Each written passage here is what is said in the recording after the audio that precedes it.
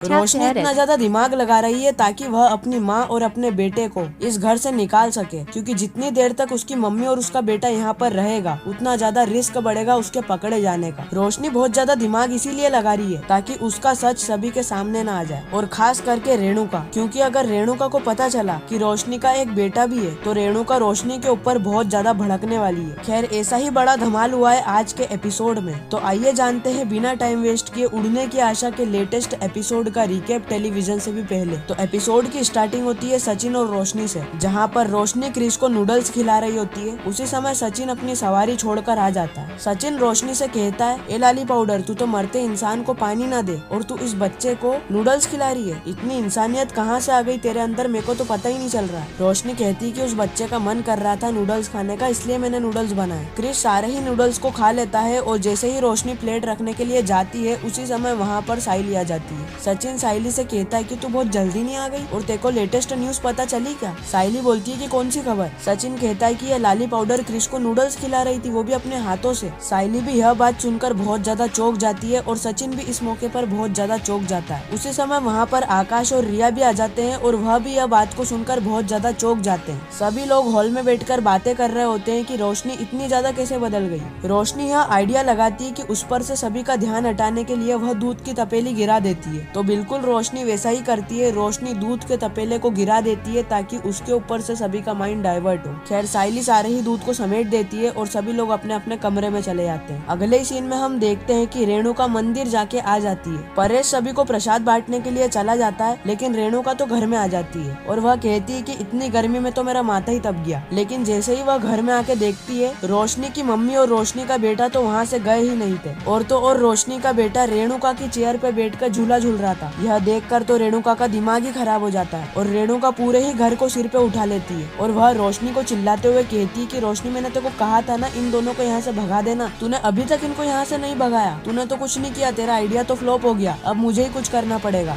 रेणुका कहती कि यह लोग ऐसे नहीं मानते बेटा, इनको धक्के मार के घर से बाहर निकालना पड़ता है, तब जाके इनकी अकल ठिकाने पर आती है। रोशनी कहती कि काकू बस, क्रिश अभी छोटा बच्चा है। रेणुका भी चिल्लाते हुए कहती है कि छोटा बच्चा है तो क्या सिर पर बैठेगा। इतनी ही देर में वहाँ पर तेजस आ जाता है और तेजस भी रेणुका को कहता है कि आई, क्रिश तो छोटा बच्चा है, आप उसके ऊपर इतना क्यों भड़क रहे हो। तभी वहाँ पर सचिन और साइली भी आ जाते हैं और वह दोनों भी यही कहते हैं कि यह तो छोटा बच्चा है, इसके ऊपर इतना गुस्सा मत करो, बच्चा है ना समझे बैठ गया कुर्सी पे। रेणुका भी चिल्लाते हुए कहती है कि कुर्सी पर बैठ गया तो क्या, कुर्सी टूट जाती तो इसके पैसे कौन भरता। ये दोनों तो यहाँ से चले जाते और कुर्सी तोड़ के अलग जाते। रेणुका सभी को चिल्लाने लगती है और इसी के साथ यह खूबसूरत सा एपिसोड यहीं पर ही एंड हो जाता है। इस सस्पेंस और ट्विस्ट के साथ कि आगे क्या होगा, क्या आने वाले एपिसोड में रोशनी की मम्मी और रोशनी का बेटा घर छोड़कर चले जाएंगे, या फिर कहानी के अंदर कुछ नया ही ट्विस्ट देखने को मिलने वाला है। यह सारी चीजें हमें देखने को मिलेगी उड़ने की आशा के आने वाले एपिसोड में। बाकी मैं मिलता हूँ किसी नेक्स्ट इंटरेस्टिंग वीडियो में, जब तक के लिए गुड बाय।